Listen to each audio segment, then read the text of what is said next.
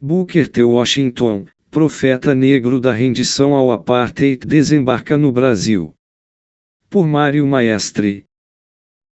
Booker Taliaferro Washington teria nascido em 5 de abril de 1856, filho de uma mulher escravizada, que trabalhava como cozinheira em uma pequena e rústica fazenda do sudoeste da Virgínia, propriedade de escravista de nome Barros. Não temos informações sobre seu pai, que ele sugere ter sido um homem branco morador de uma propriedade próxima.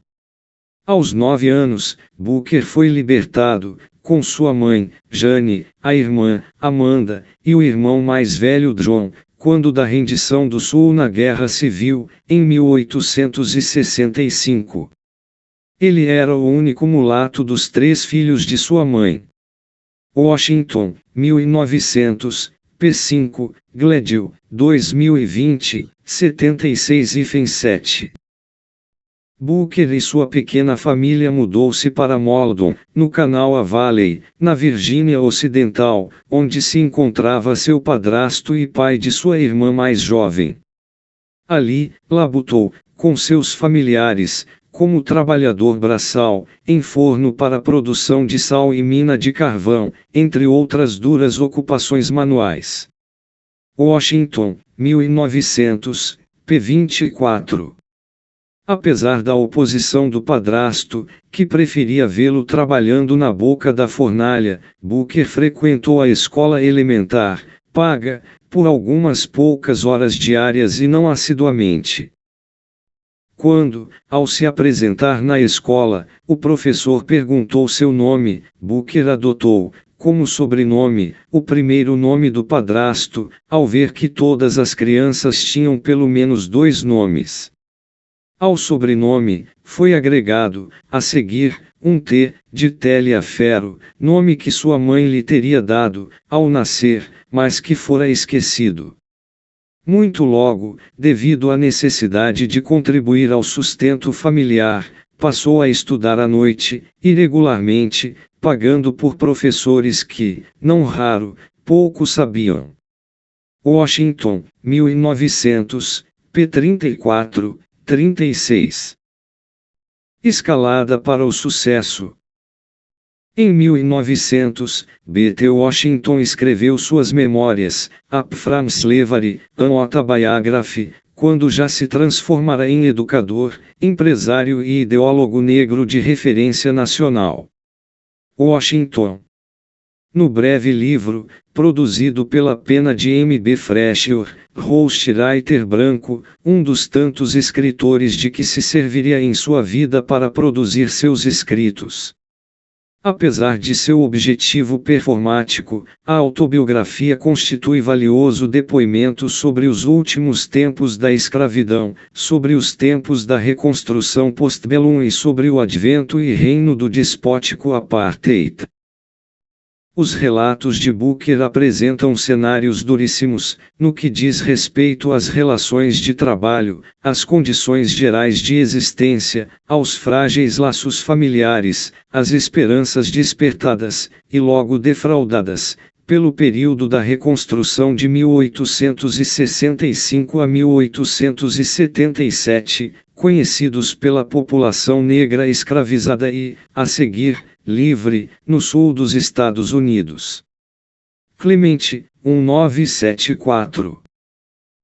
Paisagens sociais e humanas que, como outros relatos de ex-escravizados, contraditam prestigiados trabalhos historiográficos sobre uma escravidão estadunidense quase feliz, onde os trabalhadores escravizados, em negociações incessantes com seus escravizadores, praticamente os conduziam pelo nariz. Narrativas piedosas e fantasiosas, sobre um passado tendencialmente sem contradições maiores, retomadas sem tardança por historiadores brasileiros. Maestre, 2015, Genovese, 1988, Florentino e Góes, 1997.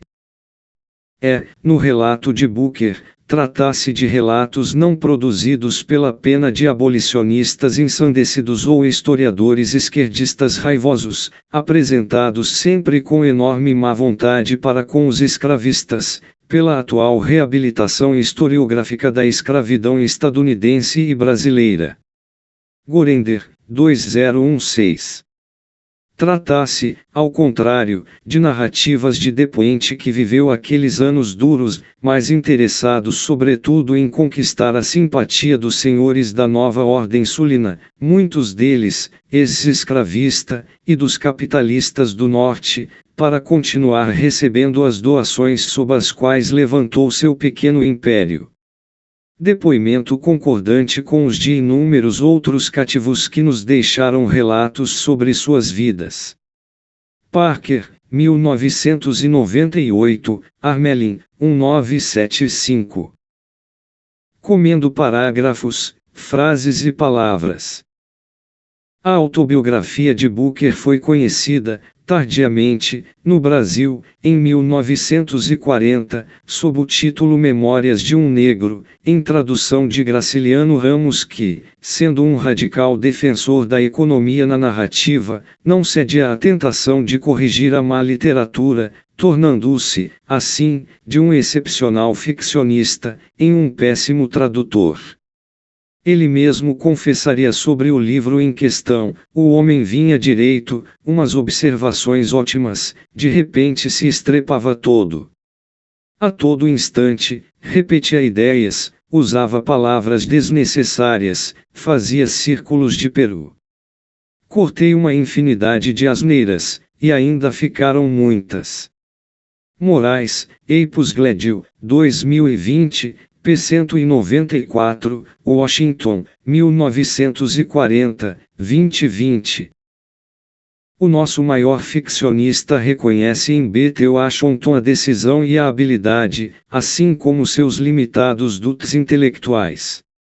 Sobretudo, a Graciliano Ramos, saído do sertão, onde vigia o coronelismo despótico, que ele jamais deixou de denunciar e combater, como cidadão, como militante político, como ficcionista, horrorizaria a exigência de Booker de que os negros explorados e violentados do sul dos Estados Unidos mantivessem a cabeça baixa e nas eleições, votassem nas chapas dos seus antigos senhores, repetindo o voto de cabresto do Brasil oligárquico. Em Travessias no Atlântico, reflexões sobre Booker T. Washington e Manuel Querino, de 2020, a historiadora inglesa Sabrina Gledhill empreende um amplo esforço de recuperação de B.T. Washington. Nesse importante trabalho, aproxima as visões, sobre Booker, de Graciliano Ramos e de W.E.B. Du Bois, o mais incansável militante negro contra o apartheid sulino, por serem ambos comunistas. Aproximação que encheria de orgulho a ambos, ainda que não seja essa a intenção a autora. Quanto à proposta, em passant, do prefaciador do livro de Sabrina Gledhill, sobre um Graciliano Ramos racista, é melhor deixá-la tranquila, sem comentários, para que morra na sua incongruência, como mais uma conta do rosário sem fim de absurdidades produzidas nos últimos tempos, com destaque para os autores identitários e afins. Gledhill, 2020, p. 194, 19. Empreendedorismo negro. As memórias de B.T. Washington permitem-nos também penetrar fundo na singular praxis e visão de mundo desse homem negro de vontade de ferro, senso de oportunidade incomum e compromisso inarredável com o seu sucesso. Um protagonista que, por mais de 2 décadas, até sua morte, em 1915, e mesmo após ela, destacou-se como pioneiro referencial da proposta de empreendedorismo negro e do integracionismo da comunidade afrodescendente à sociedade sulina racista post-bellum. Lembrando seus anos de trabalhador livre quase criança, Booker descreve o terror que lhe causara mourejar na mina de carvão, explorada para suprir as necessidades dos fornos de cal, onde também se empregou. Ele se perdia com frequência nos labirintos dos túneis da mina, onde, muitas vezes, se apagava a luz que portava, mergulhando-o em profunda e tenebrosa escuridão. E os acidentes, devido a explosões prematuras de cargas de pólvora e desmoronamentos eram, assinalava, não incomuns. Washington, 1900, p. 38. Foi, entretanto, trabalhando na mina, que escutou dois trabalhadores falarem de escola especial para negros, aberta em algum lugar da Virgínia. Para ele, foi como uma anunciação, trazida dos céus, por dois anjos negros, que lhe revelaram a existência de um micro-paraíso para negros na Terra. Resolvi imediatamente ir para aquela escola, embora não tivesse ideia de onde ela ficava, ou como iria alcançá-la. Washington, 1900, p. 43. Pela mão de sua dedicada mãe, Booker se empregou, talvez 1 ano e meio, como doméstico na moradia do casal Hanfner, nortistas proprietários do forno de sal e da mina de carvão onde, por poucos trocados, ele e sua família suavam. Sob as ordens da exigente e detalhista patroa Yankee, por $5 ao mês, pode vislumbrar os hábitos domésticos das classes dominantes brancas nortistas.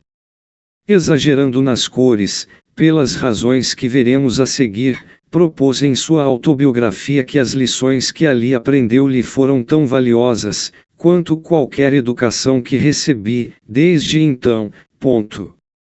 Washington, 1900, p. 44. Mais que 500 miles.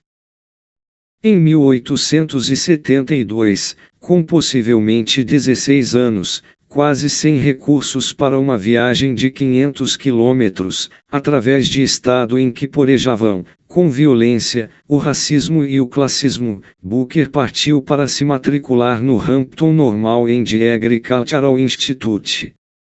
A decisão com que o jovem venceu os múltiplos percalços da viagem até alcançar a escola que via como um quase paraíso, falam de sua força de vontade, criatividade e flexibilidade.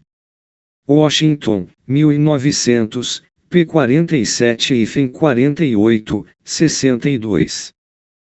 O Instituto Hampton, escola normal privada para jovens e adultos negros dos dois sexos, fora fundado em 1868, às margens do rio Hampton, na Virgínia, pela Associação Missionária Americana.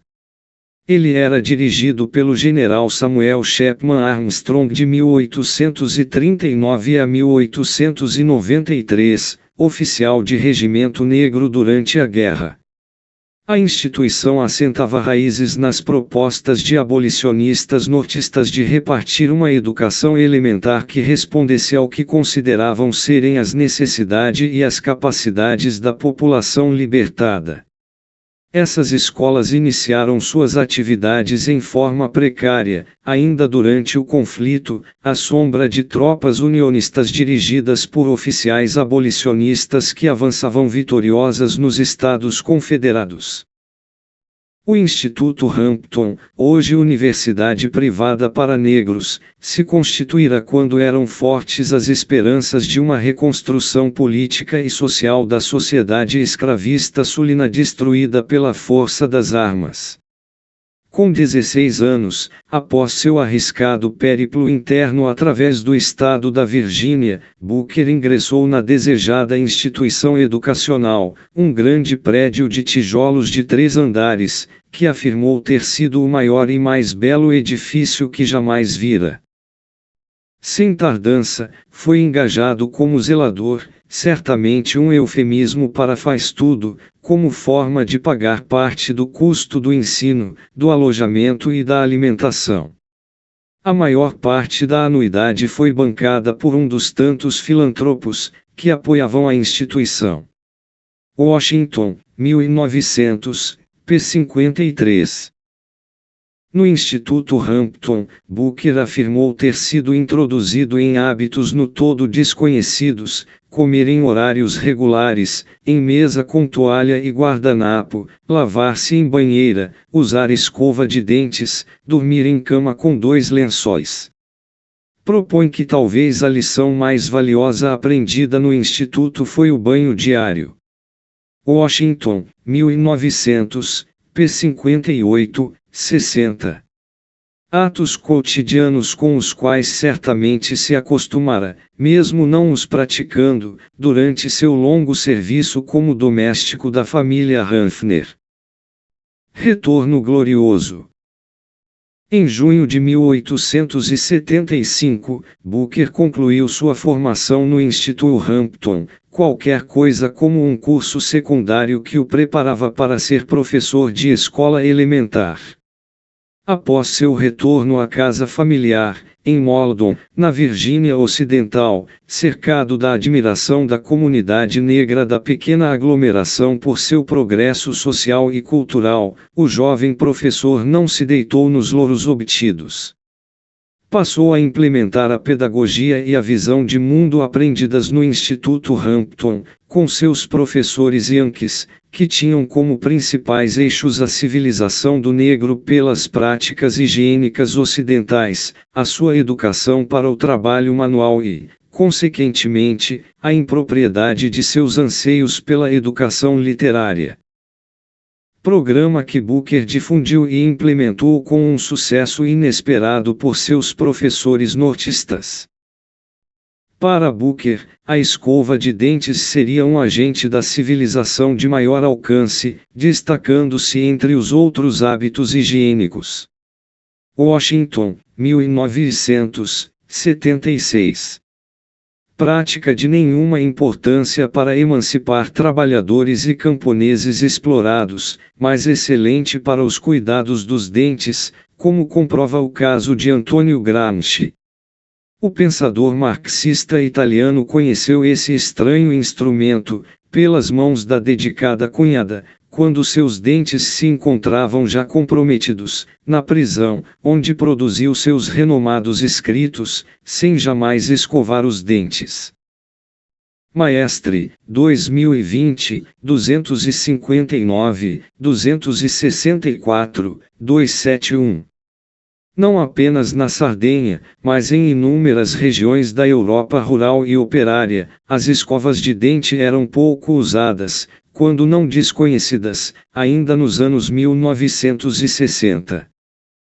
No outono de 1878, Booker partiu para estudar, por 8 meses, no seminário de Wayland, em Washington, D.C., cidade para onde afluíra importante população negra à procura de melhores condições de vida, após a libertação.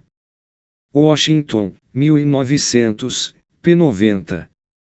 Ainda em Washington depois de Cristo, aceitou o convite de um comitê de brancos, para fazer campanha para a escolha da cidade de Charleston, como capital do estado da Virgínia, a apenas 8 quilômetros de Mauldin, onde ele e a família moravam. Aceitando o convite e o encargo, passou quase 3 meses palestrando em diversas partes do estado. Nesse momento, o jovem professor de escola elementar já era visto, pelas classes dirigentes brancas sulinas, ao menos regionalmente, como um negro educado, inteligente e sobretudo confiável. Washington, 1900, p. 93.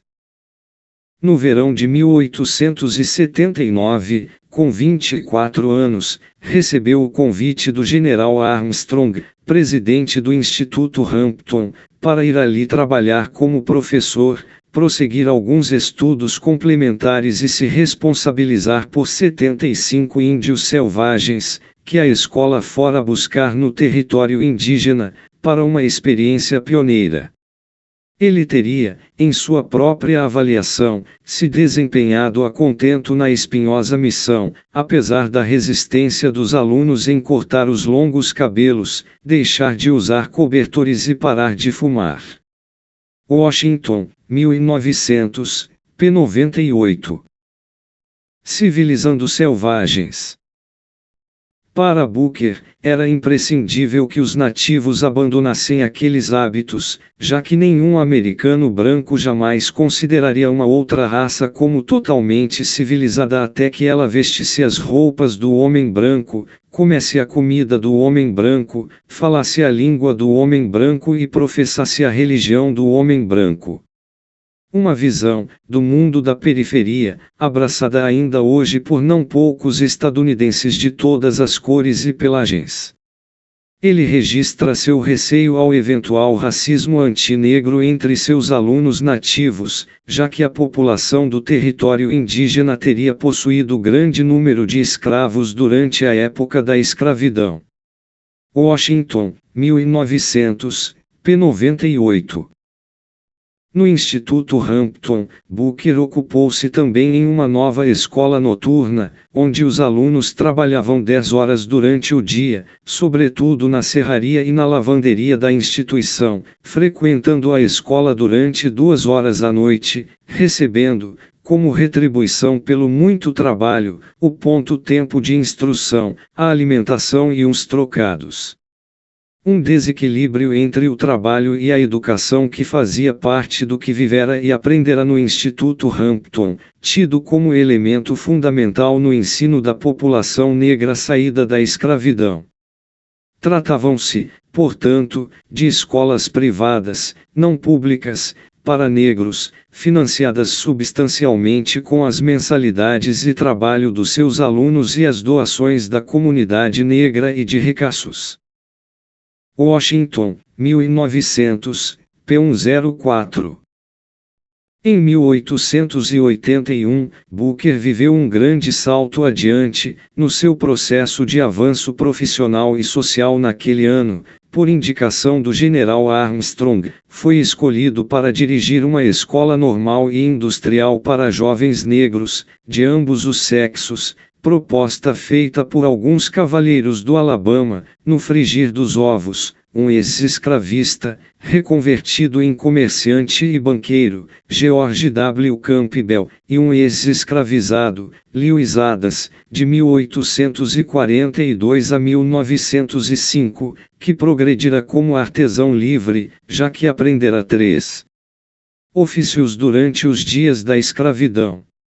Washington, 1900, p. 121, Du Bois, 2021, nota 83. A escola, privada, seria aberta em Tuskegee, aglomeração do Alabama, de uns 2.000 habitantes, no Black Belt, cinturão negro, onde, em algumas regiões, a população afrodescendente superava a branca, em quase 6:1. A enorme densidade populacional negra devia-se à fertilidade das terras escuras regionais, que se espraiam nos estados do sul, daí a denominação de Cinturão Negro. Ele ensejara, quando da escravidão, a compra maciça de legiões de trabalhadores feitorizados, duramente explorados pelos plantadores escravistas. Du Bois, 2021, nota 204, Washington, 1900, p. 108. Vida dura de homens quase livres. Em Tuskegee, antes de aplicar-se à organização da escola, Booker viajou pela região, conhecendo as condições de vida duras e miseráveis da população negra agora livre. Ela era comumente explorada como meiros e arrendatários de pequenas parcelas de terras caçadas, em torno de uns 3 hectares, plantando quase unicamente algodoeiros. Camponeses negros cobertos de dívidas e com as colheitas hipotecadas, devido às oscilações do algodão no mercado internacional, aos elevados aluguéis da terra exigidos pelos ex-escravistas e aos altos preços dos produtos de consumo comprados aos comerciantes. Washington, 1900, p. 115, Du Bois, 2021, p. 135 e sequens. Com poucas exceções, descobri que as colheitas estavam hipotecadas, e que a maioria dos agricultores de cor estava endividada. Nos distritos de plantações, via de regra, toda a família dormia num quarto, também ocupado, com frequência, por parentes e agregados. Raramente havia algum lugar na cabana onde se pudesse lavar até mesmo o rosto e as mãos. A dieta comum era carne de porco gorda e de milho e, no pior dos casos, pão de milho e ervilhas pretas cozidas em água pura. O único objetivo dos camponeses negros pareceu-lhe ser plantar nada além de algodão, a miúde, até a porta da cabana. Havia casas com apenas um garfo. Washington, 1900, p. 114.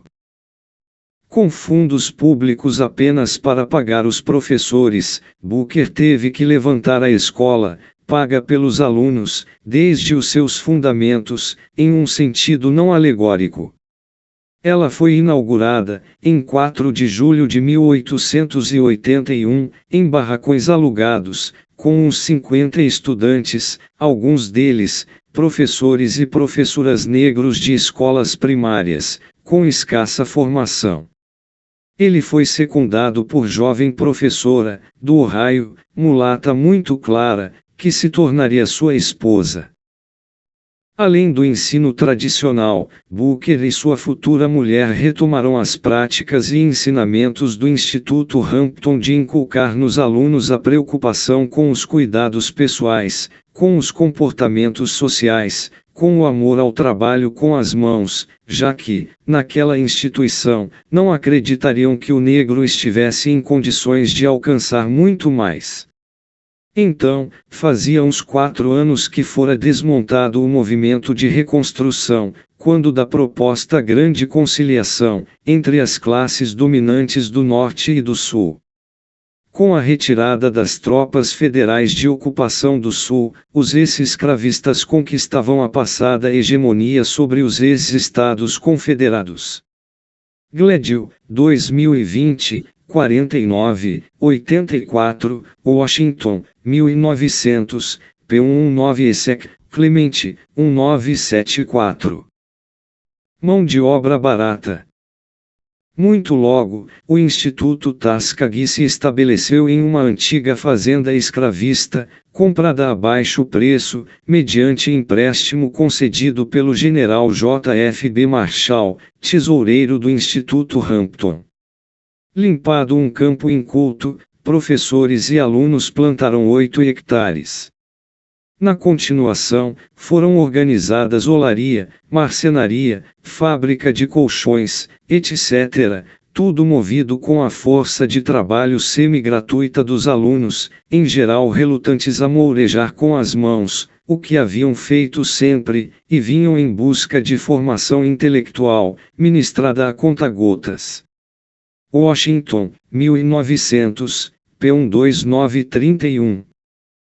Dos 40 prédios da escola, pequenos e grandes, prontos em 1900, 36 teriam sido construídos com o suor dos estudantes, que buscavam, nas férias, desesperados, empregar-se, para arcar com o que deviam ao Instituto.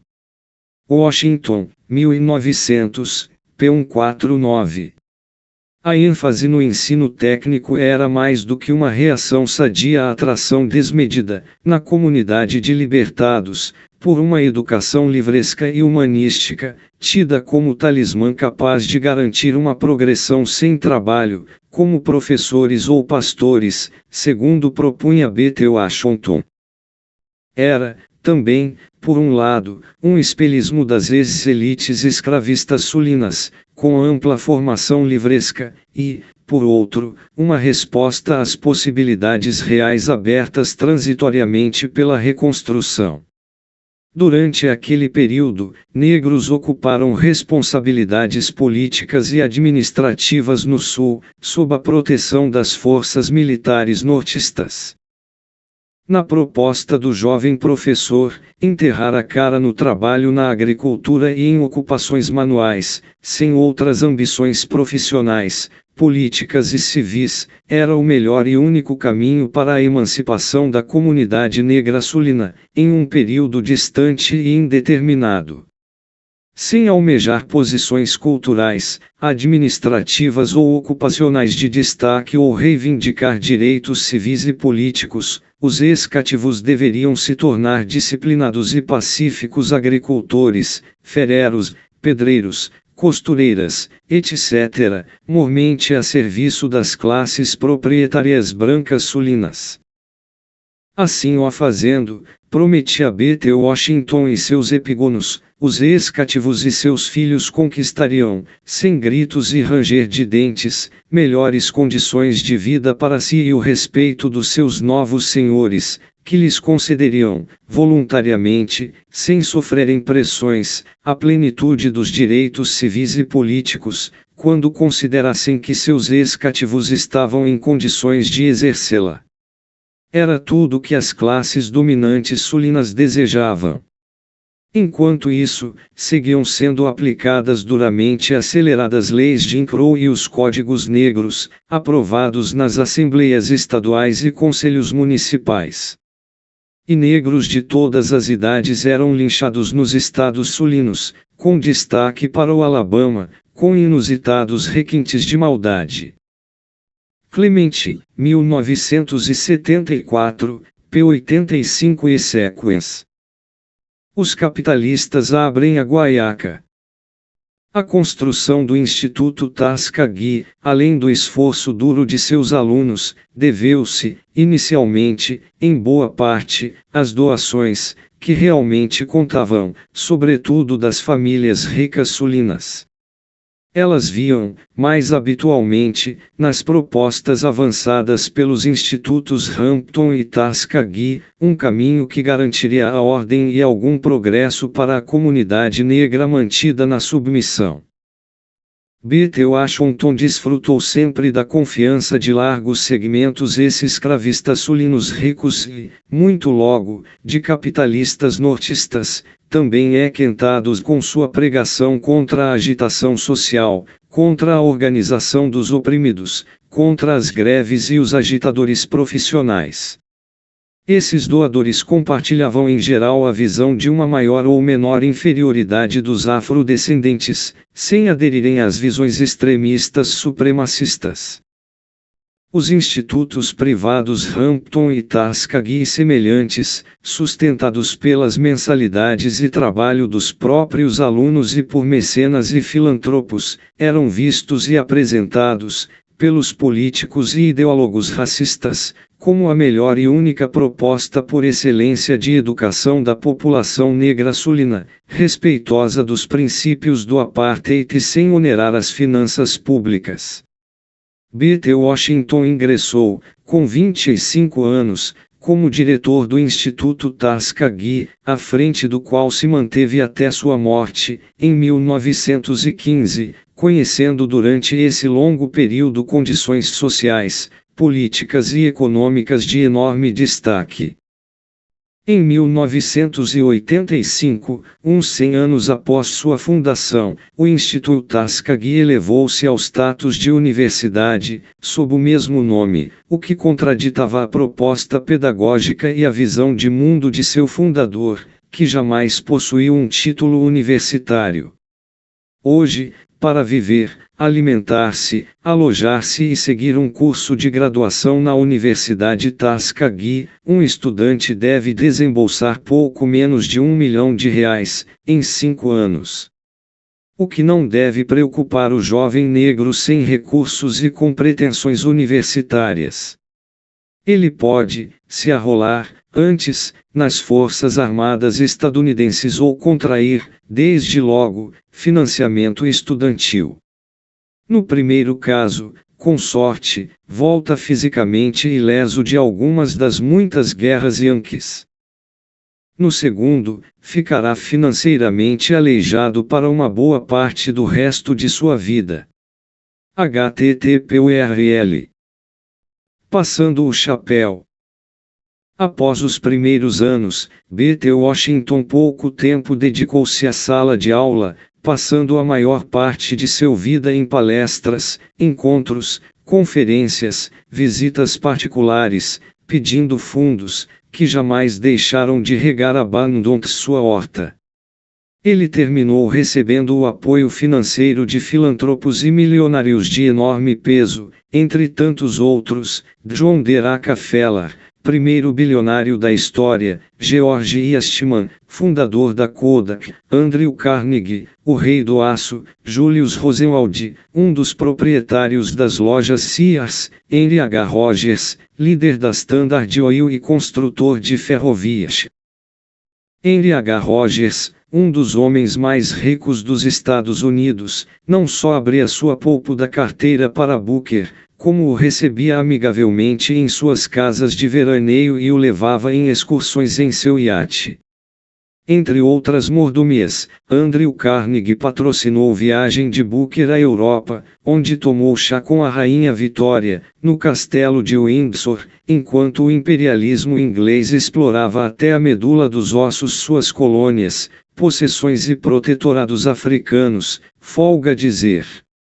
Gledhill, 2020, 85. Entre 1890 e 1915, ano em que Booker faleceu, ele foi certamente o homem público negro de maior notoriedade e poder, gozando de enorme prestígio entre a população negra e das classes dominantes brancas. Em outubro de 1901, teria sido o primeiro negro convidado para jantar, na Casa Branca, com o presidente Theodore Roosevelt, de 1858 a 1919, recém-eleito. O convite foi objeto de violento ataque de políticos, jornais, etc. brancos sulinos, que obrigaram aos porta-vozes presidenciais a procurar reduzir a dimensão do convite, de um jantar protocolar a um simples lanche.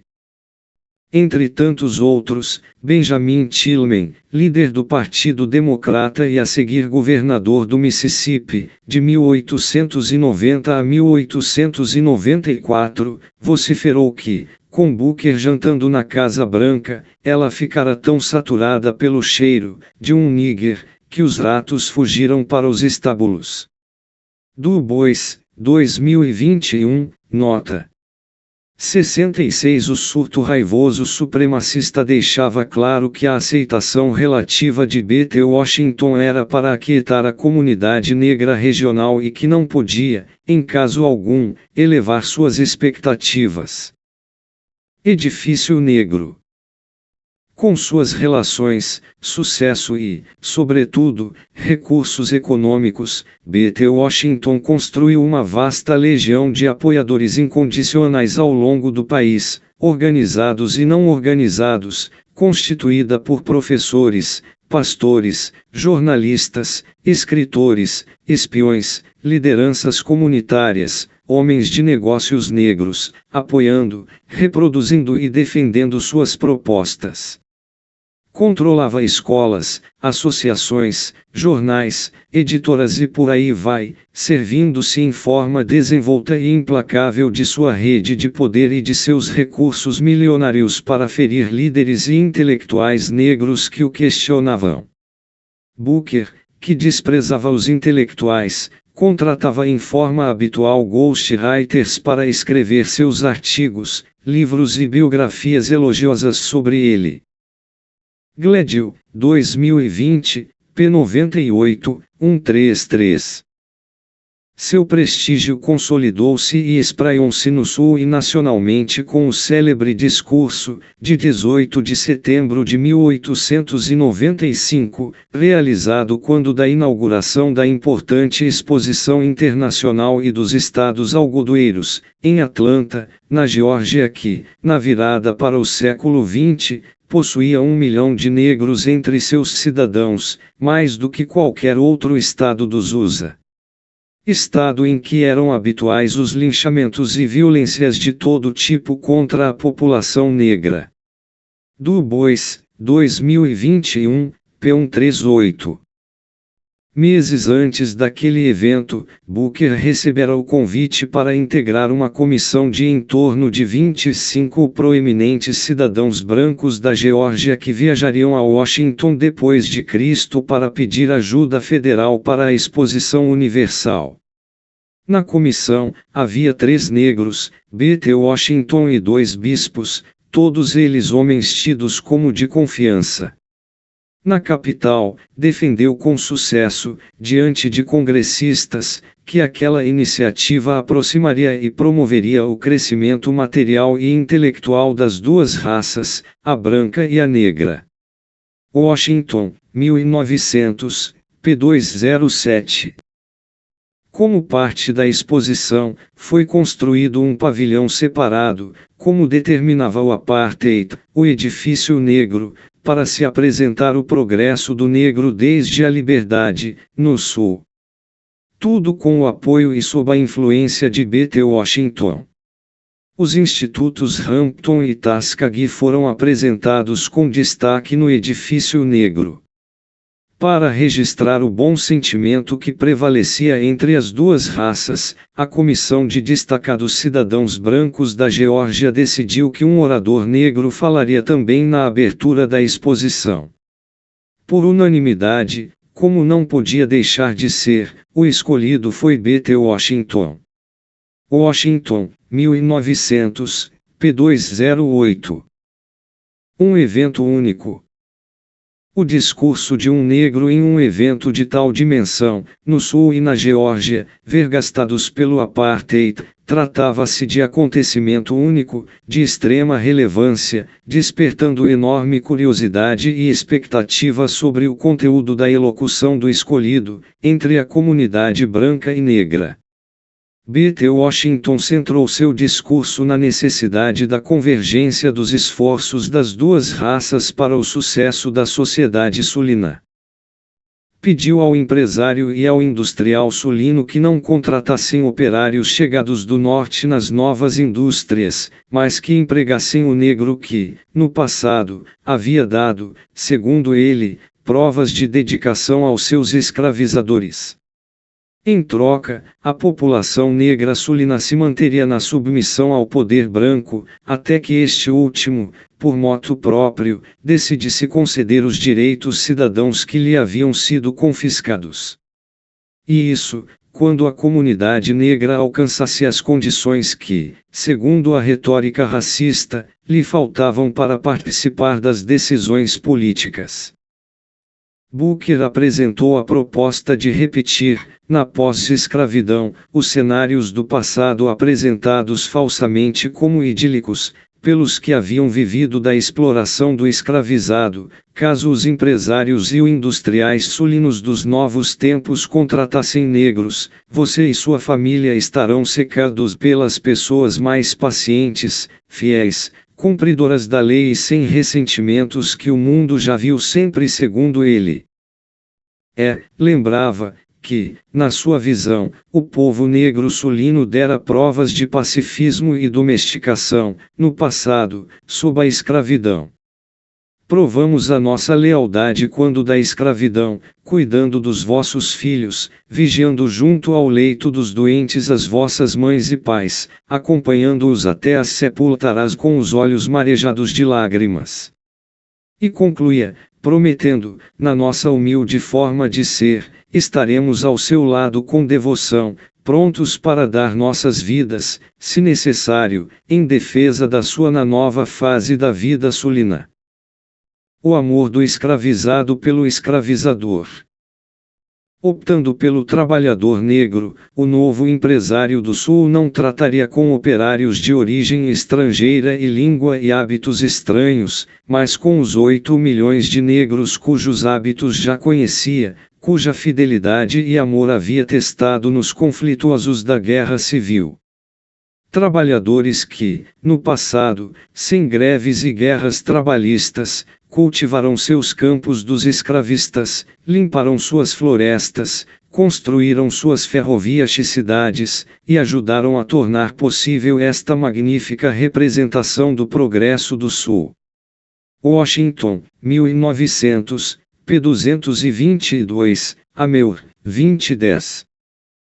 B.T. Washington abraçava a retórica dos negreiros, no passado, e de seus ideólogos igualmente hipócritas, na pós-escravidão, dos tempos felizes do cativeiro sulino, quando os escravizados se dedicariam em forma extremada, trabalhando disciplinada e incansavelmente, para seus amados algozes, morrendo por eles caso fosse necessário.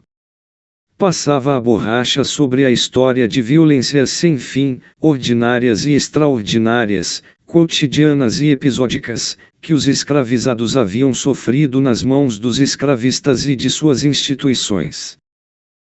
Literalmente, deletava despreocupado a memória da incessante resistência do cativo sulino, por meio de inúmeras formas de luta, desamor ao trabalho, apropriação de bens e justiçamento de escravistas e capatazes, revoltas, insurreições, etc. Atirava para debaixo do tapete o esforço insano de libertação, de dezenas de milhares de cativos, através da fuga para o norte. Obliterava os talvez 40.000 ex-cativos que haviam dado a vida, ao aderirem às tropas da União, quando da Guerra Civil de 1861 a 1865. Ou os possivelmente mais de 200.000 que trabalharam para as tropas federalistas. Apteker, 1969, 393. Fechava os olhos às incessantes e variadas violências contra a população negra que literalmente ocorriam enquanto discursava. A oração de Booker, além das classes dominantes sulinas, tinha também como alvo os industrialistas do Sul, já que, naquele momento, o rico e dominante Norte, além de cansado de ter que lidar com o problema racial, estava investindo muito em empreendimentos no Sul e se mostrava aberto a qualquer forma de cooperação pacífica, como lembrou, poucos anos mais tarde, W.E.B. Du Bois, o principal crítico de esquerda de B.T. Washington e o mais arguto, erudito e consequente intelectual negro daqueles tempos. Du Bois, 2021, p. 76. Negros minorados. B.T. Washington abraçou igualmente a visão sulista dos tempos da reconstrução, no imediato pós-guerra, com negros pernósticos, ignorantes e oportunistas, participando da política dos ex-Estados Confederados, defendidos e manipulados por brancos nortistas interessados apenas em enriquecer-se. Negros enfeitiçados por uma poltrona no Congresso ou na legislatura estadual, em vez de empregar-se como um trabalhador produtivo nos campos e nas cidades, em favor de seus ex-escravizadores como propunha B.T. Washington. Para o deleite dos brancos sulinos presentes, e não poucos racistas nortistas ausentes, Booker lançava água ao moinho das calúnias sobre a reconstrução e os abolicionistas radicalizados. Afirmava que, naqueles anos, a população negra fora utilizada em forma oportunista como ferramenta para ajudar os homens brancos do Norte a ocupar cargos públicos e a punir os brancos do Sul, acompanhando a narrativa vitimista dos ex-escravistas. Washington, 1900, p. 84. A reconstrução fora movimento que obtivera não poucos sucessos iniciais em favor dos negros libertados, nos últimos tempos da guerra e nos anos seguintes. Entre eles, alguma distribuição da terra prometida, efetivo exercício do direito de voto, representação parlamentar, postos na administração estadual, construção de escolas, entre outras iniciativas. Conquistas destruídas pela vitória do movimento restauracionista sulino, após 1875, fortemente apoiado por políticos nortistas conservadores e racistas. Booker apresentava, como essência da reconstrução, alguns indiscutíveis excessos marginais, de certo modo, inevitáveis, em tempos de forte conflito social. Clemente, 1974, p. 193 e sequens. Sem os citar, Booker propôs que os homens negros mais sábios haviam compreendido que a agitação das questões da igualdade social era a mais extrema da loucura, e que os direitos civis e políticos não deviam ser alcançados por meios de forças artificiais. Em outras palavras, com a pressão do Norte, tão temida pelos sulinos, exercida com algum sucesso durante a Reconstrução. Pressão do governo federal que poria fim ao apartheid, meio século mais tarde. Para propor a obtenção dos direitos plenos de cidadania, os afrodescendentes deviam, antes, estar preparados para poderem gozar o exercício dos privilégios que reivindicavam. Washington, 1900, p. 222. B.T. Washington fazia muito mais do que reafirmar as visões das classes dominantes sulinas, nos tempos da escravidão, de um trabalhador escravizado fiel e dedicado aos seus exploradores e torcionários. Em fins do século XIX, aliava-se aos defensores do apartheid, que propunham a falta de preparação dos negros para exercer a plenitude de direitos cidadãos que exigiam e pelos quais lutavam. Mais ainda, defendia a vocação e o destino do negro, mesmo em liberdade, aos trabalhos braçais especializados ou não. Praticamente aceitava a suposta inferioridade das raças negras.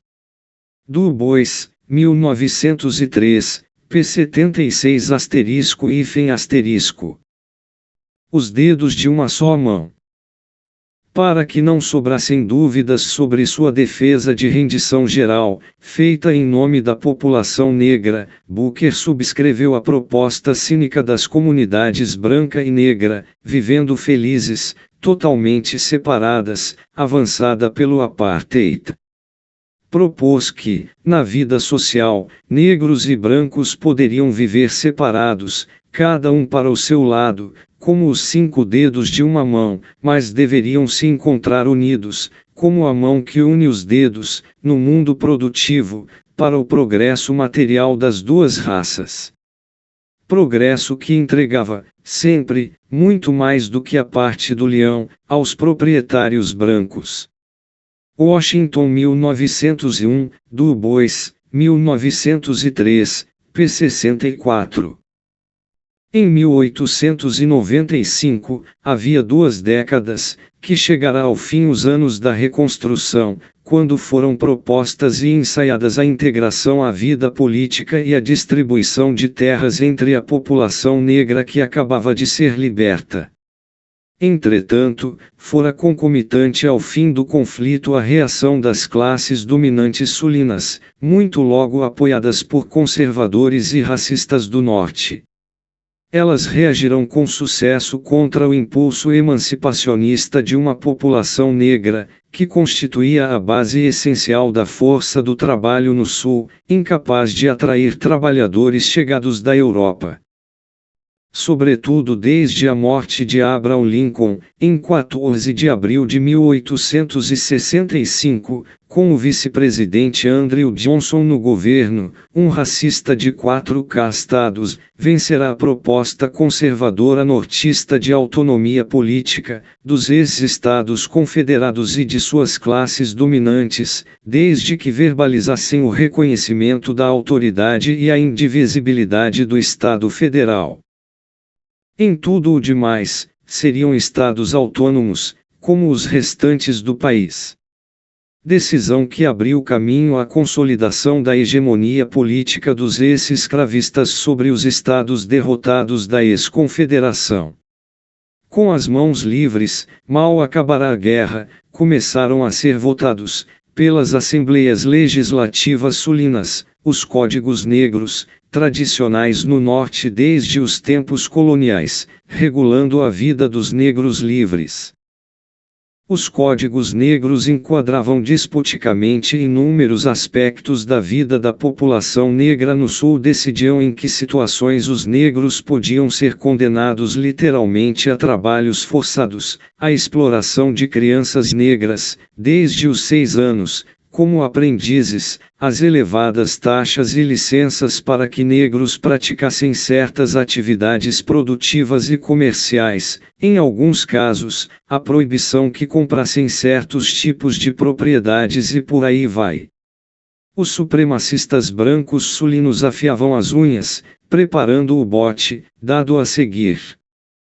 Em 1874, com a retirada das tropas nortistas do Sul e fim da reconstrução, foram adotadas aceleradas leis Jim Crow, institucionalizando o apartheid.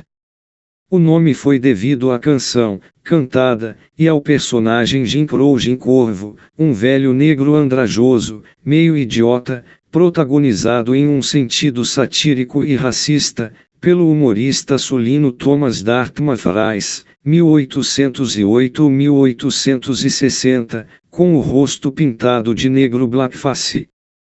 Função econômica do supremacismo branco.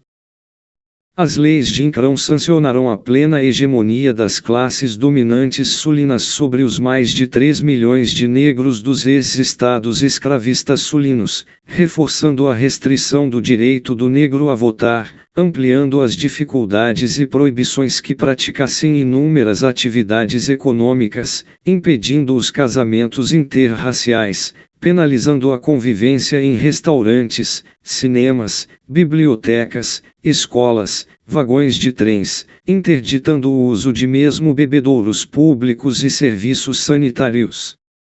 Entre tantas outras proibições. As autoridades públicas e a justiça passaram a defender explicitamente o supremacismo branco como querido pelo próprio Criador e apoiado nas leis.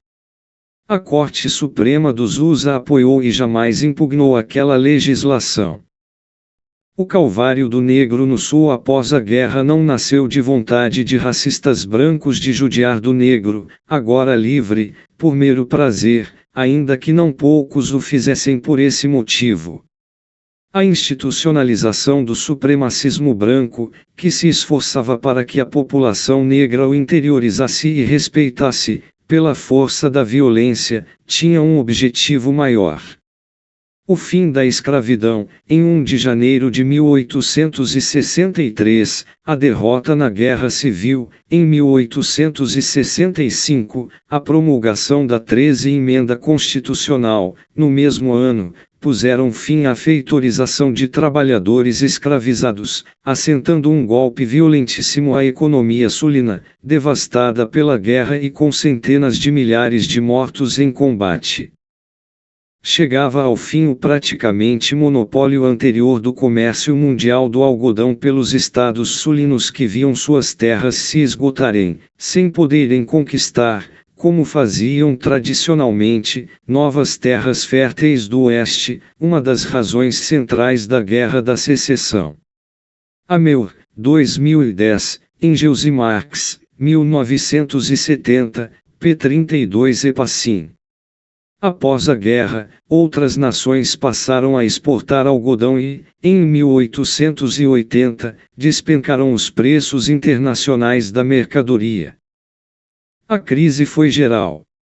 A guerra se dera praticamente sobre os territórios separatistas. A moeda confederada perdeu qualquer valor.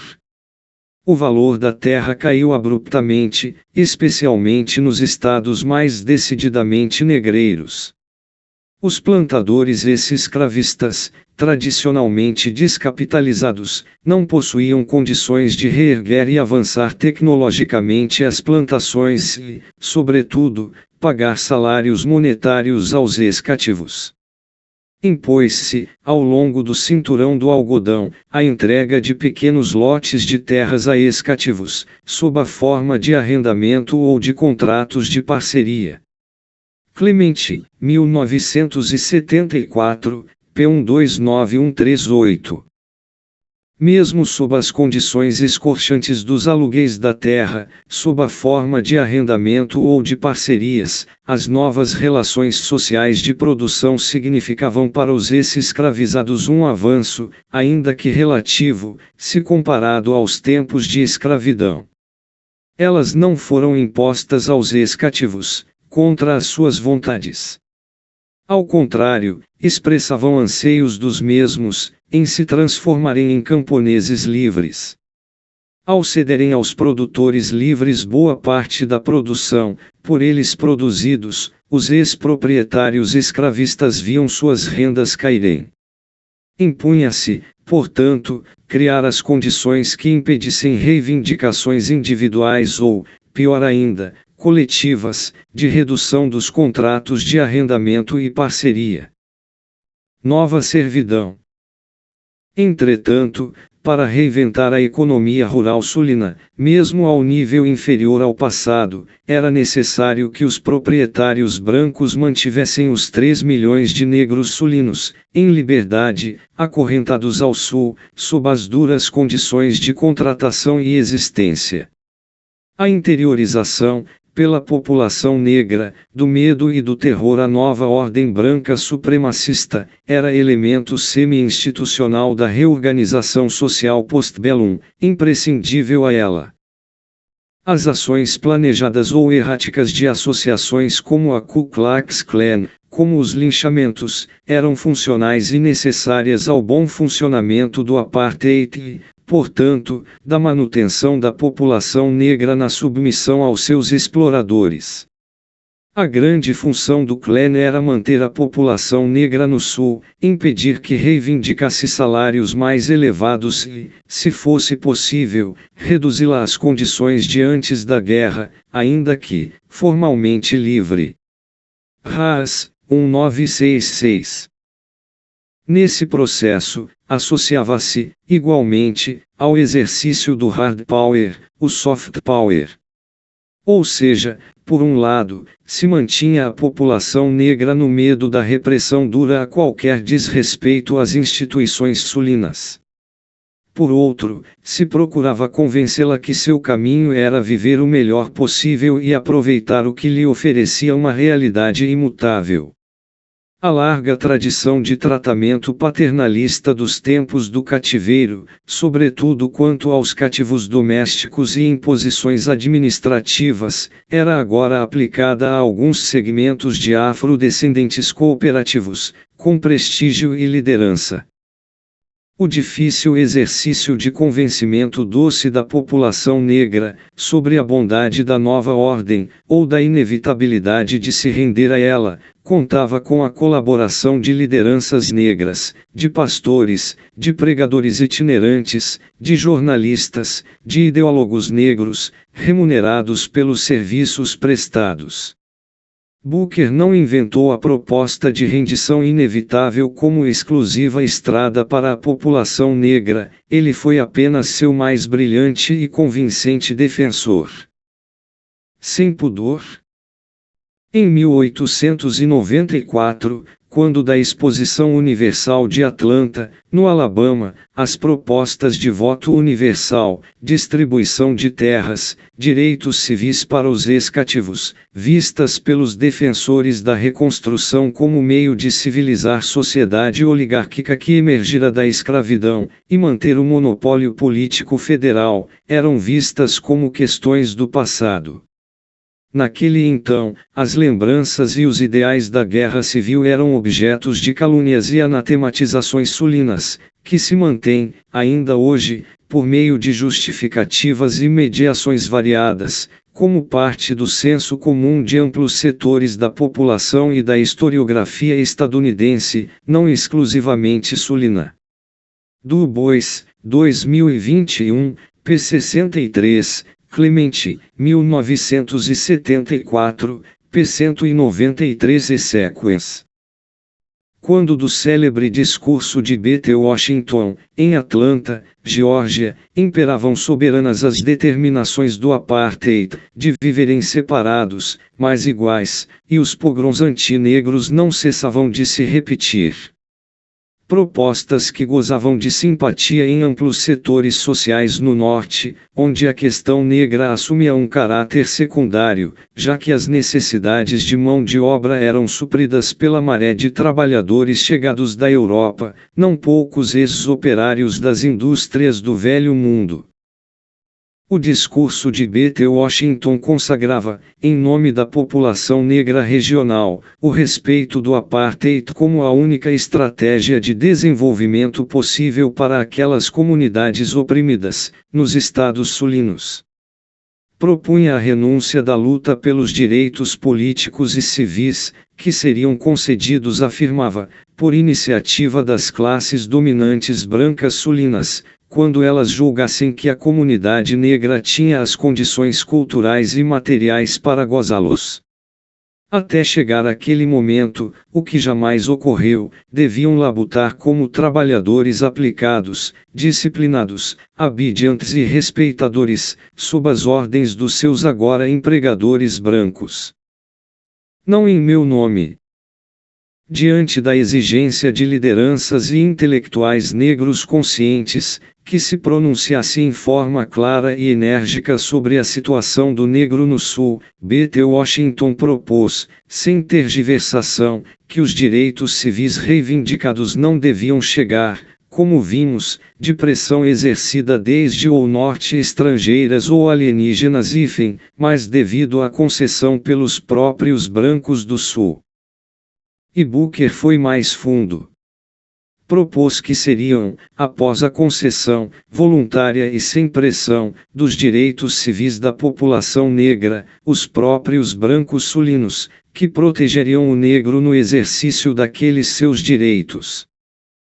Se isso não bastasse, afirmou, em 1894, na Geórgia, a terra por excelência dos linchamentos, que havia indícios que o processo de outorga dos direitos da comunidade negra sulina, pelos racistas brancos, já começara, ainda que em um grau ligeiro. E o exemplo que deu foi seu sucesso e aceitação pelas ditas elites racistas sulinas. Washington, 1900, p. 235. O apartheid seria derrubado, um século mais tarde, devido à força da mobilização da população negra, sobretudo do Sul, apoiada por abolicionistas brancos radicalizados. Na decisão pesou, igualmente, a necessidade político-ideológica do imperialismo Yankee, em sua luta mundial contra o socialismo, constrangido em apontar a sociedade estadunidense como paradigma maior, enquanto se escutavam o ressoar indiscreto dos grilhões da escravidão assalariada no país. Os inimigos dos Estados Unidos não perdiam uma ocasião de registrar a impostura de uma da política exterior, a exportação da democracia, a qual a população negra não tinha direito. Cleaver, 1969, p. 8, Lightfoot, 1969. Resumindo, B.T. Washington aconselhava o negro sulino a comportar-se modestamente em relação às reivindicações políticas, esperando conquistar com seu trabalho manual alguns ganhos econômicos e a confiança de seus opressores. Prometia que, após percorrer a longa estrada sem fim da servidão voluntária, os racistas e exploradores sulinos lhe concederiam, por moto próprio, sem pressões, o pleno reconhecimento dos seus direitos políticos, como vimos. E mais, seriam os protetores da liberdade concedida, como haviam policiado o confisco da mesma. Aceitava como justo e necessário a limitação do direito de voto no Sul àqueles que fossem proprietários ou tivessem educação institucional, ou ambas. Washington, 1900, p. 235. Agitadores trabalhistas profissionais.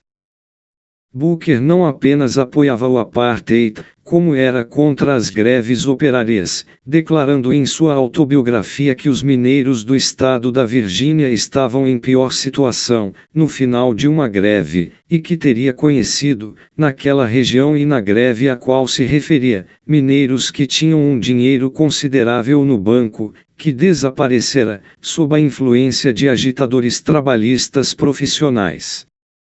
Propunha que os interesses dos empregadores e empregados seriam os mesmos.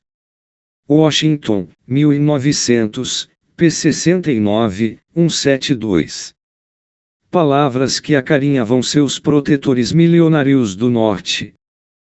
O discurso de B.T. Washington no Alabama, conhecido como o Consenso ou o Acordo de Atlanta, recebeu uma calorosa recepção entre os ouvintes brancos racistas da exposição e foi divulgado amplamente nos jornais do Sul, com editoriais e artigos elogiosos. O acolhimento também positivo no Norte, facilitou os contatos de Booker no coração territorial do mundo capitalista, de onde chegaram doações púlpidas. As instalações de sua escola cresceram e ele construiu-se uma imponente moradia senhorial de 3 andares, no campus do Instituto Tuskegee, onde recebia visitantes ilustres.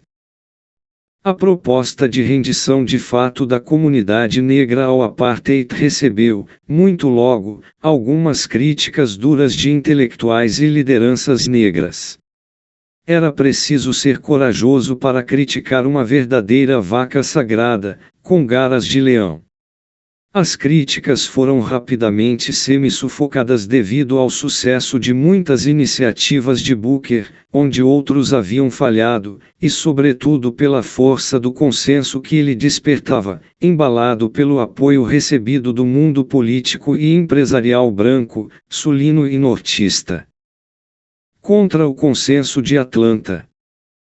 Em 1897, o intelectual negro William Edward Barnard Du Bois W.E.B. Du Bois, nascido em Massachusetts, em 1868, doutor por Harvard e Berlim, por longos anos professor universitário, reconsiderou a primeira avaliação que fizera do discurso de Atlanta, em 1895, e rompeu as relações com B.T. Washington, sofrendo as retaliações habituais aos dissidentes.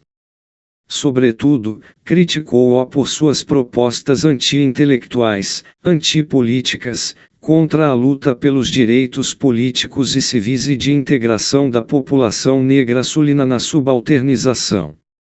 Du Bois, um escritor de mão cheia, propunha ser B.T. Washington sulista mais notável desde Jefferson Davis, o presidente da Confederação dos Estados Sulinos Derrotados. Follen, 1973, p. 39. Em 1903, Du Bois publicou The Souls of Black Folk, As Almas do Povo Negro, na edição brasileira que utilizamos, estudo clássico sobre a questão negra estadunidense. Em um verdadeiro ato de coragem, dedicou um capítulo do livro à crítica geral das propostas de Booker sobre o Ezra Booker T. Washington e outros. Registrou o problema, e o perigo, em questionar a ação de um homem público negro que ele propunha ser, naquele então, o único porta-voz reconhecido por seus 10 milhões de pares população negra estadunidense, e uma das figuras de destaque em um país de 70 milhões de habitantes. Du Bois, 2021, p. 66. Du Bois chamava a atenção para que, tamanha era a força do extremismo supremacista branco no Sul, que a população sulina negra corria o perigo de ser reduzida à semi-escravidão, em especial nas zonas rurais, devido à pressão dos capitalistas. Para ele, a pregação de B.T. Washington desarmava o esforço pela conquista dos direitos políticos e civis, reforçava a proposta da inferioridade racial do negro e lançava a responsabilidade de seu progresso sobre suas próprias forças. Du Bois, 2021. O valioso artigo de Du Bois sobre B.T. Washington registrava igualmente sua concordância crítica com o programa de emancipação da população negra sulina pela educação pelo trabalho profissionalizante, proposta por B.T. Washington, desde que universalizada e complementada com escolas médias superiores e superiores para os jovens negros mais capacitados. Sem deixar de lado a imprescindível reivindicação do direito pleno ao voto e a totalidade dos direitos civis e políticos da população negra sulina, que Booker propunha como negativa. Direitos à riqueza. Na virada do século XIX ao século XX, nos Estados Unidos, era difícil a compreensão plena dos mecanismos econômicos sociais profundos da ordem capitalista que mantinham uma enorme parcela da população negra na submissão econômica e social, realidade que, mutatis mutandis, ela vive, em outro nível, até hoje, mesmo após a conquista dos direitos civis, nos anos 1950. O único programa factível de emancipação econômica substancial da comunidade negra sulina, na época em que Du Bois escrevia, era a retomada e generalização da pouca distribuição de terras entre os ex-cativos, ensaiada quando da reconstrução, com apoio de instituições financeiras aos novos agricultores. Um programa difícil de ser avançado em decorrência da concordância, em níveis diversos, com as visões de mundo racistas, de forte parcela da classe trabalhadora branca sulina e nortista, em boa parte consolidadas por considerações defensivas do mercado de trabalho, sem fundamentos e difundidas pelo mundo do capital. Entretanto, mesmo naquela época, Du Bois desvela, em detalhes, em destaque no capítulo sobre o cinturão preto, de seu livro referido, as relações socioeconômicas de dominação que mantinham na miséria a população rural sulina. Em 1905, 2 anos após a publicação de The Souls of Black Folk, Du Bois avançou em direção da construção de uma crítica sistemática e organizada das posições de B.T. Washington, convocando reunião de jovens negros radicalizados, em um hotel em Niagara Falls, no Canadá, após não terem sido aceitos, em hotel, na margem estadunidense. O grupo, que assumiu a denominação de Movimento Niagara, sob a direção de Du Bois, estabeleceu um programa que reivindicava a abolição da distinção de raças, os direitos políticos plenos, a dignidade dos trabalhadores negros e se pronunciava duramente contra o apartheid, os linchamentos, a opressão e discriminação da população negra no trabalho. Ou seja, uma plataforma política em radical e explícita oposição à orientação de B.T. Washington. Celebrando a violência revolucionária. Em agosto de 1906, o Movimento Niagara organizou uma segunda reunião para celebrar o nascimento de John Brown, o abolicionista branco, com atuação radical extrema contra os escravistas e a escravidão. Em 25 e 26 de maio de 1856, John Brown e seus familiares e seguidores, negros e brancos, ficaram conhecidos nacionalmente ao promoveram o chamado Massacre de Potawatomi. Eles executaram, a sangue frio, 5 empedernidos escravistas, durante a Guerra do Kansas, que definiu o caráter livre daquele estado. O ataque terrorista aterrorizou literalmente os escravistas terroristas do Kansas, pondo-os na defensiva. Ato definido, mais tarde, pelo ex-escravo fugido e destacado líder abolicionista Frederick Douglass, como um remédio terrível para uma doença terrível. Chenoni, 1984, Douglass, 1962, 1982. Após sua participação vitoriosa na Guerra do Kansas, John Brown organizou assalto armado contra o Arsenal Federal de Harper S. Ferry, no noroeste do estado da Virgínia, outra vez com familiares e abolicionistas negros e brancos, pensando iniciar luta armada que levasse à sublevação geral dos escravizados. Após conquistarem o arsenal, os abolicionistas radicalizados foram derrotados por tropas federais, em duro combate, em que morreram, entre outros, 2 filhos de John Brown. Em 2 de dezembro de 1859, John Brown foi enforcado, às portas do início da Guerra Civil.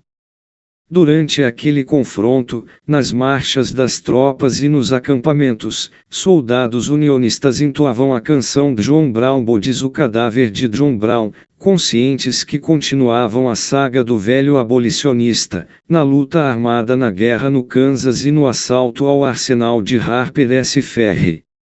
Foi precisamente no campo de honra de Harper S. Ferry que o grupo Niagara se reuniu, para sua segunda reunião, dedicada ao abolicionista radical Du Bois, 2021, nota 113. Nascimento da NAACP.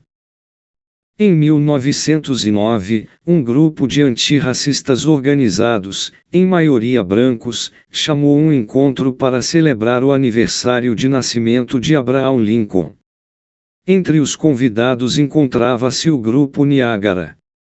Na reunião, se definiu as bases para uma Associação Nacional para o Progresso da População de Cor, eufemismo então em uso para não utilizar o termo africano ou negro nigger, tidos como depreciativos. A associação, multirracial, se mobilizou pela luta pela educação e defesa dos direitos gerais e particulares da população negra. As tensões entre a NAACP e Booker jamais cessarão de crescer. Atuando sobretudo no plano jurídico e nas cidades, a NAACP abriu escritórios através dos Estados Unidos e se distinguia, inicialmente, por contratar advogados negros para defender a comunidade afrodescendente nos tribunais. Realidade tratada pela cinematografia estadunidense. Entretanto, mesmo ampliando o número de seus associados e de sua intervenção, como outras associações de defesa e promoção da comunidade negra que surgiram na transição do século XIX ao XX, a NAACP alcançou poucos resultados ao se confrontar com a coesão do apartheid no sul dos USA, que contava com importantes apoios no norte. Follen, 1973. 3641. Pouco mais de 3 décadas após sua fundação, quando se acirrou a luta pelos direitos civis e políticos da população negra, a NAACP contava já com 500 mil de associados. A seguir, teria um importante papel na luta final pelos direitos civis da população afrodescendente. Rosa Parks de 1913 a 2005, a trabalhadora negra que se celebrizou ao ser presa por se negar a ceder seu lugar a um branco, em um ônibus público, na cidade de Montgomery, no Alabama, era militante e ativista da associação. Du Bois, um dos pais do chamado panafricanismo, participou intensamente da direção da NAACP, onde, nos primeiros tempos, a maioria dos diretores era branca. Ele foi, desde o início, editor do jornal A Crise, da NA antes de Cristo P, que, com um primeiro número em 1910, alcançou uma tiragem de 100 mil exemplares. Autor de uma obra monumental, o intelectual e militante negro estadunidense terminou sua longa e profícua vida na República do Ghana, por convite de Kwame Nkrumah de 1909 a 1972, um admirador de sua pregação, líder do movimento de descolonização daquele país e seu primeiro presidente, de 1960 a 66. Partido Comunista dos USA. Du Bois faleceu, em 27 de agosto de 1963, em Accra, capital da República do Ghana, aos 95 anos. 2 anos antes de morrer, vendo aproximar o fim de seus dias, completou sua marcha em defesa do socialismo, inscrevendo-se no Partido Comunista dos Estados Unidos. Nesse momento, crescia exponencialmente a luta naquele país contra a intervenção do Vietnã e, 3 anos mais tarde, em 15 de outubro de 1966, na cidade de Oakland, no norte da Califórnia, 2 jovens negros, Huey Newton de 1942 a 1989, e Bob Seale 1936, fundavam o Partido Pantera Negra para a Autodefesa, mais tarde, Partido Pantera Negra. Entre as leituras referenciais dos 2 universitários negros estava, com destaque, Du Bois. Ao contrário, B.T. Washington era visto como um traidor da população negra empobrecida. Abu Jamal, 2006, Cleaver, 1970. No Sul e no país, o prestígio de B.T. Washington e de sua pregação cresceram apoiados na multiplicação de escolas rurais elementares pagas para negros, fundadas com recursos de financiadores milionários, onde lecionavam professores negros, que abraçavam as teses do dito Acordo de Atlanta, ou seja, a acomodação da população ao apartheid.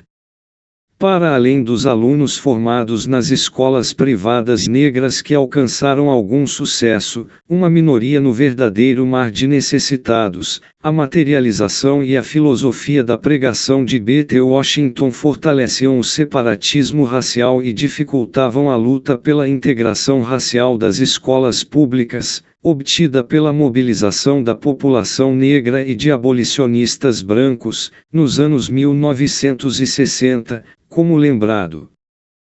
O prestígio e o poder de B.T. Washington conheceram um forte contragolpe, entre a população negra e seus apoiadores e financiadores brancos, com os graves conflitos interraciais, em agosto e setembro de 1906, nas cidades de Atlanta, capital da Geórgia, onde Booker apresentara sua célebre proposta, o Acordo de Atlanta, e Brownsville, no Texas, quando racistas e supremacistas brancos se lançaram com furor sobre a população negra, assinalando a falácia das propostas de B.T. Washington sobre a submissão estratégica ao apartheid para a sua superação. Nos anos 1960, com o acirrar da militância negra nos USA, B.T. Washington era frequentemente acusado de ser um pai Tomás da vida real, que vendera sua alma pelo prestígio, glória e sucesso econômico. Diga-me com quem andas. Em 1911, a reputação moral de Booker passou a ser questionada, quando foi preso, após ser agredido, sob acusação de comportamento impróprio com a esposa branca em verdade, amante de um zelador branco metido a valentão. Apesar de ser o agredido, foi Booker que terminou na prisão. O problema surgiu ao ter dificuldade em explicar o que fazia, um homem casado, em um domingo, em um bairro branco, ao lado de zona de prostituição de Nova York. Acreditasse que procurasse uma prostituta branca ou, mais possivelmente, sua amante, também branca. Foi acusado também de farsante e hipócrita, ao querer manter o negro num baixo escalão acadêmico, com a educação exclusivamente profissionalizante, mas de ter mandado seus filhos para excelentes faculdades. O que não lhes garantiu o sucesso acadêmico que o pai deve ter sonhado. Financiou, igualmente, os estudos de sua filha, em piano, com professor particular, na Alemanha, quando ela fracassou nos estudos nos USA. Ainda jovem, garantiu a formação de seu irmão e irmã, orgulhando-se do sucesso profissional que alcançaram. Gledhill, 2020, sem ESSEC, Washington, 1901. B.T. Washington faleceu, em 14 de novembro de 1915, aos 59 anos, sendo-lhe rendido amplos tributos pelas classes dominantes a quem sempre servira, com destaque para as sulinas. Quando faleceu, era proprietário de pelo menos 2 casas, uma no estado de Nova York e outra no campus do Instituto Tuskegee, já referida. Seu empedernido desafeto propôs que, após sua morte, uma professora do instituto se suicidou, saltando de um prédio no campus. Certo ou errado, Booker especializará-se em se casar com professoras da instituição. Gledhill, 2020, 10103. Apesar de seu falecimento, ainda por longos anos, manteve-se intocado o seu larguíssimo prestígio entre a população negra, apoio e aceitação que tenderão a declinar fortemente, quando se acirraram as lutas da comunidade negra pelos direitos civis e sociais, após a Segunda Guerra Mundial. Em direção aos fins dos tempos. Em fim da década de 1980, o mundo conheceu retração geral das lutas sociais e do mundo do trabalho, com a vitória mundial da Contra-Revolução Liberal, propondo o fim da história, a morte da emancipação social, a eternidade da exploração capitalista. Nesse descambar da civilização lomba abaixo, nos Estados Unidos, retomaram vigor as propostas derrotistas de integração e acomodação social das populações exploradas negras à ordem capitalista. Como parte desses novos tempos que nasceram envelhecidos e senis, empreendeu-se larga campanha de resgate da anatematização que conhecerá a pregação derrotista e colaboracionista de B.T. Washington, no passado recente, quando do avanço das lutas antirracistas e sociais nos USA. Corolário da campanha de ressuscitação de B.T. Washington tem sido a desconstrução, ainda que, em geral, oblíqua, de W.E.B. Du Bois, intelectual luminar da comunidade negra nas três Américas. Gledhill, 2020, p. 140. Propõe-se, como é tradicional, que os atos tortos de B.T. Washington devem ser compreendidos no espírito de sua época, na procura de abrir caminho para elevá-lo, aos trecos e baracos, como pioneiro e referência do empreendedorismo negro de nossos dias, hoje mais ambicioso do que o seu, pra lá de rasteiro. O empreendedorismo e identitarismo negros são, atualmente, política de ponta do Partido Democrata e do imperialismo. Tudo roupagem embolorada do passado, postas ao sol, para um novo uso como traje de festa. Rendição social que procura encantar novamente a comunidade popular negra, contando, para tal, folga dizer, hoje, com o apoio do Estado e dos grandes monopólios capitalistas, como no passado. E como é assaz normal entre nós, a volta, nos USA, da louvação de B.T. Washington, sob as asas do Partido Democrata, como sempre, é aclimada, em forma atabalhoada, aos já intoxicados ares do Brasil, apresentando-o como figura negra de destaque a ser seguida.